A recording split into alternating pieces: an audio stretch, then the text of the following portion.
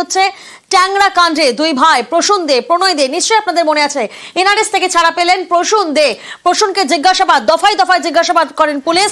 দাদা প্রণয় দে তিনি এখনো হাসপাতালে ভর্তি রয়েছেন। আর এই কাণ্ডে অর্থাৎ ট্যাংরা কাণ্ডে স্ত্রী ও বৌদিকে খুনের কথা স্বীকার করেন প্রসূন দে। দাদা ভাইপো এবং নিজেকেও শেষ করার চেষ্টা করেন তিনি। সেই প্রসূন দে আজ এনআরএস থেকে ছাড়া পেলেন। ট্যাংরা কাণ্ড যেখানে হার হিম করা ঘটনা, প্রতিনিধি অমিত এই মুহূর্তে আমাদের সঙ্গে রয়েছেন। অমিত, পুলিশের তরফ থেকে দফায় দফায় জিজ্ঞাসাবাদ করা হয় এবং সেই জিজ্ঞাসাবাদে প্রসূন দে তিনি জানান, তিনি স্বীকার করেন কার্যত স্ত্রী ও বৌদিকে তিনিই খুন করেছেন। তাহলে কি আজই গ্রেফতারের সম্ভাবনা রয়েছে? পুলিশ সূত্রের দাবি প্রসূন দেকে আজকে গ্রেফতার করা হতে পারে বা আজই গ্রেফতারের সম্ভাবনা রয়েছে। কিছুক্ষণ আগে মিনিট 20-25 আগে এনআরএস হাসপাতাল থেকে প্রসূন দে ট্যাংরা কাণ্ডে যে তিনজন খুন হয়েছে একই পরিবারে, সেই খুনের ঘটনায় তার নিজের স্ত্রী এবং বৌদিকে খুনের কথা তিনি ইতিমধ্যেই পুলিশের কাছে স্বীকার করেছেন। কিছুক্ষণ আগে এনআরএস হাসপাতাল থেকে ছাড়া হয়েছে এবং এই মুহূর্তে ট্যাংরা থানায় প্রসূন থেকে নিয়ে আসা হয়েছে পুলিশের তরফে। ট্যাংরা থানাতেই তাকে এখন আবারও জিজ্ঞাসাবাদ করা হবে, কারণ বেশ কিছু জায়গায় এখনো পর্যন্ত তদন্তের ক্ষেত্রে সমস্যা রয়েছে, সেইগুলো এখনো স্পষ্ট করতে চাইছে তদন্তকারী আধিকারিকেরা। পুলিশ সূত্রে দাবি বা ট্যাংরা পুলিশ সূত্রে যেটা জানা যাচ্ছে ট্যাংরা থানা সূত্র থেকে, যে এই মুহূর্তে তাকে ট্যাংরা থানায় তাকে নিয়ে আসা হলো এবং এখানে তাকে জিজ্ঞাসাবাদ করা হবে। জিজ্ঞাসাবাদ করার পর আজ থেকে একটা গ্রেপ্তারের সম্ভাবনা রয়েছে, এমনটা কিন্তু পুলিশ সূত্রে খবর। এবং ইতিমধ্যেই প্রায় সপ্তাহখানেক হাসপাতালে, প্রথমে বেসরকারি হাসপাতালে এবং পরবর্তী সময়ে 106 সরকারি হাসপাতালে চিকিৎসাধীন ছিলেন এই প্রসূন দে এবং এই হাসপাতালে থাকাকালীন তাকে জিজ্ঞাসাবাদ করা হয়েছে। তার পাশাপাশি তার দাদা প্রণয় দে তাকেও জিজ্ঞাসাবাদ করা হয়েছে।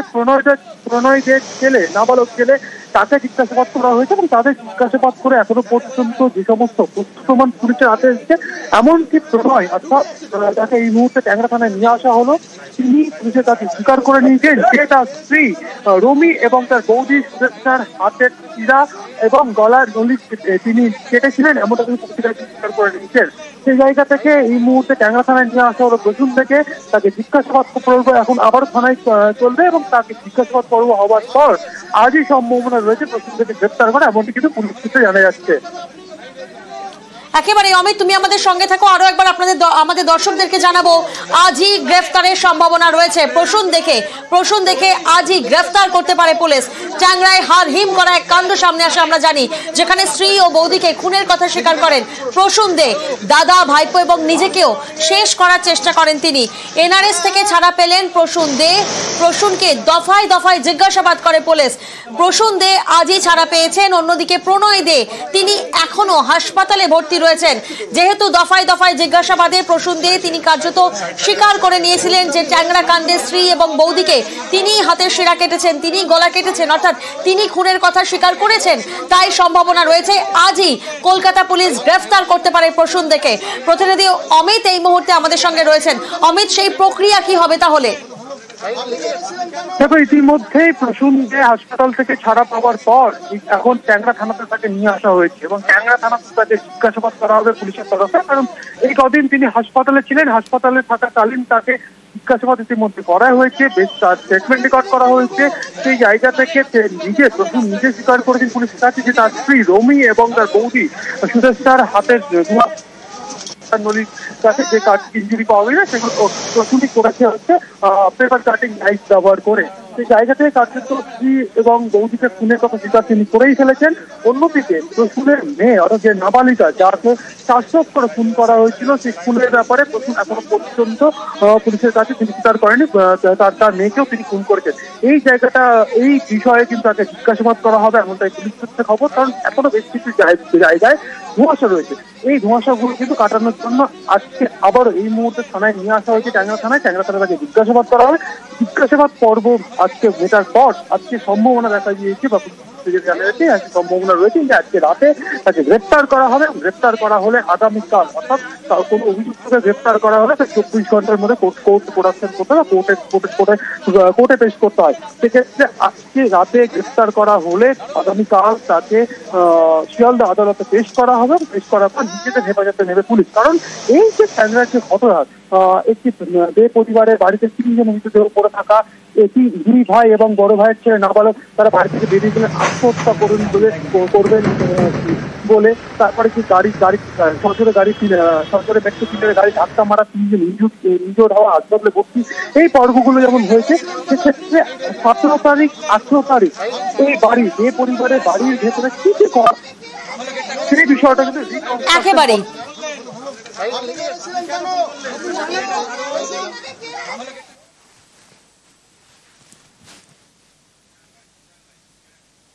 এ যেন মৃত্যুর ইচ্ছে, পরিবার প্রিয়জনকে শেষ করে দিয়ে নিজেও মৃত্যুকে বেছে নেওয়া। সম্প্রতি এই ঘটনা বারবার ঘটছে। কলকাতার ট্যাংরা শিউরে ওঠার মতন ঘটনা, যেখানে স্ত্রী, বৌদি ও নিজের মেয়েকে খুন করেন, তারপর দাদা, ভাইপো এবং নিজেকেও শেষ করে দেওয়ার চেষ্টা প্রসূনদের। ট্যাংরায় খুন করে আত্মহত্যার চেষ্টা। বড় বউ সুদেশনা এবং ছোট বউ রমির হাতের শিরা কাটে প্রসূনদে এবং তারপর নিজেও আত্মহননের পথ বেছে নেন। দাদা প্রণয় এবং ভাইপো প্রদীপের হাতের শিরাও কাটেন। ট্যাংরায় খুন করে আত্মহত্যার ঘটনা ঘটে। এই ঘটনা যেন বারবার সামনে আসছে। কোথাও না কোথাও প্রশ্ন উঠছে, এ যেন মৃত্যুর ইচ্ছে, পরিবার প্রিয়জনকে শেষ করে দিয়ে নিজেও মৃত্যুকে বেছে নেওয়া। সম্প্রতি আমরা ট্যাংরা কাণ্ড দেখেছি, আর তারপর আমরা দেখেছি মধ্যমগ্রাম।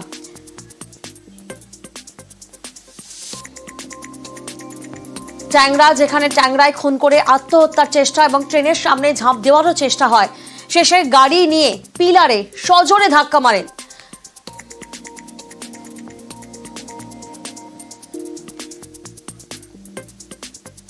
এবং ট্যাংরার পরে বেহালা, সেখানে বাবা মেয়ের অস্বাভাবিক মৃত্যু। শুক্রবার দুপুরে অটিজমে আক্রান্ত তরুণীকে নিয়ে মহেশতলার বাড়ি থেকে বেরোন ব্যবসায়ী। শকুন্তলা পার্কের অফিসেই উদ্ধার হয় দুজনের ঝুলন্ত দেহ। পোস্টমর্টেমে আত্মহত্যার উল্লেখ ছিল। বেহালায় বাবা মেয়ের অস্বাভাবিক মৃত্যু, যেখানে শকুন্তলা পার্কের অফিসে বাবা এবং মেয়ের ঝুলন্ত দেহ উদ্ধার হয়। মৃত বাবা স্বজন দাস ও মেয়ে সৃজা দাস। মৃত স্বজন দাস ব্যবসায়ী এবং রাতে স্বজনের অফিস থেকে মেলে জোড়া দেহ। অটিজমে আক্রান্ত ছিলেন মেয়ে সৃজা দাস।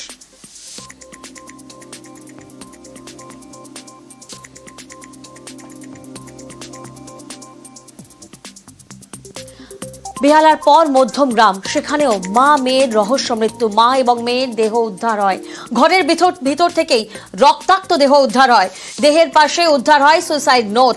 পরিবারে অশান্তি ছিল না, প্রতিবেশীরা তারা দাবি করেন। তাহলে সুইসাইড কেন?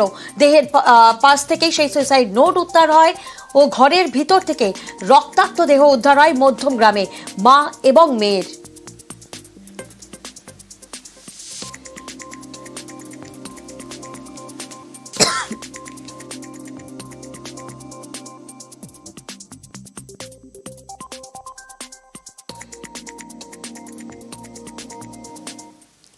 মাদারিহাট, সেখানে একই পরিবারের 3 জনের মৃত্যু। ফরেস্ট কোয়ার্টার, 3 জনের অস্বাভাবিক মৃত্যু। বনকর্মীর মা, ভাই ও ছেলের দেহ উদ্ধার। মা ও ভাইপোকে খুন করে আত্মহত্যা করেছেন ভাই। অবসাদে আত্মহত্যার অনুমান পুলিশের। ফরেস্ট কোয়ার্টারে 3 জনের মৃত্যু। 3 জনের অস্বাভাবিক মৃত্যুতে চাঞ্চল্য দানা বেঁধেছে। ফরেস্ট কোয়ার্টারে 3 জনের অস্বাভাবিক মৃত্যু, যেখানে বনকর্মীর মা, ভাই এবং ছেলের দেহ উদ্ধার হয়। মা ও ভাইপোকে খুন করে আত্মহত্যা করেছেন ভাই। অবসাদে আত্মহত্যার অনুমান পুলিশের। পরিবার প্রিয়জনকে শেষ করে দিয়ে নিজেও মৃত্যুকে বেছে নেওয়া। সম্প্রতি এই ঘটনা বারবার ঘটছে।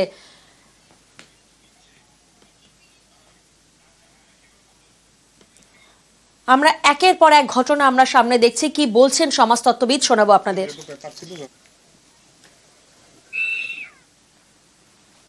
বিশেষ করে যদি আমরা এই ঘটনাগুলোর মধ্যে দেখি, তাহলে আপাতভাবে দেখা যাবে এটি একটি ব্যক্তিগত ডিসিশন, কিন্তু খতিয়ে দেখলে বোঝা যাবে যে এটা আসলে একটি সামাজিক সমস্যা। সামাজিকভাবে নিপীড়িত যে গোষ্ঠী, সেই গোষ্ঠীরাই কিন্তু বেশিরভাগ এইসব সমস্যার শিকার হচ্ছেন, যাদের হয়তো অর্থনৈতিক সচ্ছলতা নেই বা বাড়িতে বিশেষভাবে সক্ষম শিশু রয়েছেন। তাদের অধিকার তাদেরকেই বুঝে নিতে হয়। সমাজ, রাষ্ট্র বিশেষ করে তাদের পাশে থাকে না। মানুষ ঐক্যবদ্ধ হয়ে থাকতেন শুধু নিজের পরিবারের মধ্যে নয়, বরঞ্চ তাদের এক্সটেন্ডেড ফ্যামিলি, তাদের পাড়া প্রতিবেশী ইত্যাদি। আজকে আমরা যে জায়গায় দাঁড়িয়েছি, যেখানে সামাজিক সম্পর্কগুলো ভেঙে খান খান হয়ে যাচ্ছে, এবং সামাজিক সম্পর্ক যখন দুর্বল হয়ে যায়, তখন মানুষের মনে হয় যে সমাজে আর কিছু নেই।